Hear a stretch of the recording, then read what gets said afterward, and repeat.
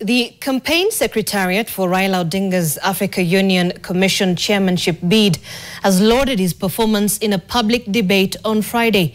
Principal Secretary Korir Singoe says the campaign will embark on a final round of lobbying with just months to the anticipated vote. But as Brian Mushiri now tells us, diplomacy experts and political commentators say Raila has much more to do to win the seat after his debate performance. Take a look. Raila Odinga, former Prime Minister, Kenya. At a debate of the three candidates seeking to succeed Musa Faki at the African Union Commission, Kenya's Raila Odinga outlined his agenda for the continent on trade, integration and infrastructural development, drawing heavily from his days as AU's High Representative for Infrastructure. Distinguished guests, ladies and gentlemen, Raila's campaign believes he articulated his agenda convincingly. To our minds, the candidate did extremely well, showing again the importance of infrastructure based on his leadership of as High Representative of the African Union. But pundits claim Raila's lack of language and diversity, as shown by his competitors, may influence the decision of the heads of state and government in a continent where cultural diversity is a point of pride.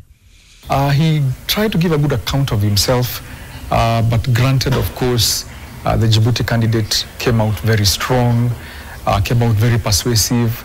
And then, of course, don't forget his command and mastery of 3 foreign languages, 3 official languages that Africa uses. That was also very impressive.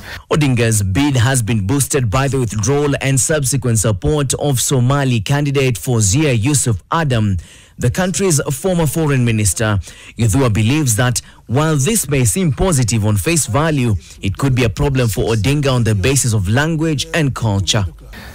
Everything so far going by those dynamics. And we're talking about language, religion, culture. Everything is tilted in the favor of the Djibouti candidate.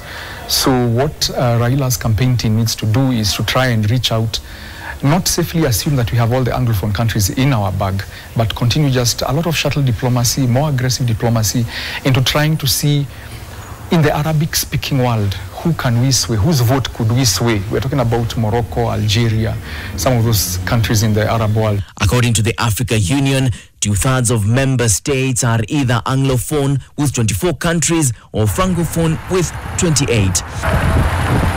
Odinga faces former Madagascar Foreign Minister Richard Randriamandrato and Djibouti politician Mahamoud Ali Yusuf, and Kenya needs the support of up to 32 countries to claim victory. A number of these countries have verbally pledged support for Odinga, but due to the secret nature of the ballot, the campaign says there is still work to be done in the coming weeks.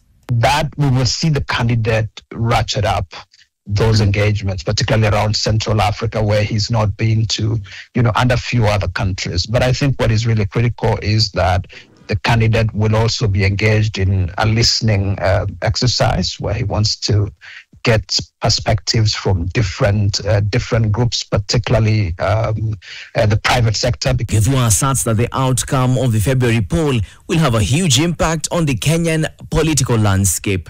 How much influence will he still have on the remaining politicians in the direction they take? So that is he leaves a constituency that's up for grabs.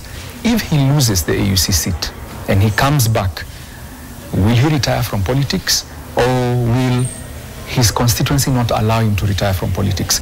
Former Prime Minister Raila Odinga's AUC bid hangs in the balance now more than ever. And with the government of Kenya remaining bullish and liking his prospects, it is a no-brainer that Djibouti offers Kenya a real run for its money. The battle now has been taken to the Arabic-speaking countries. Brian Mushiri, NTV, Nairobi.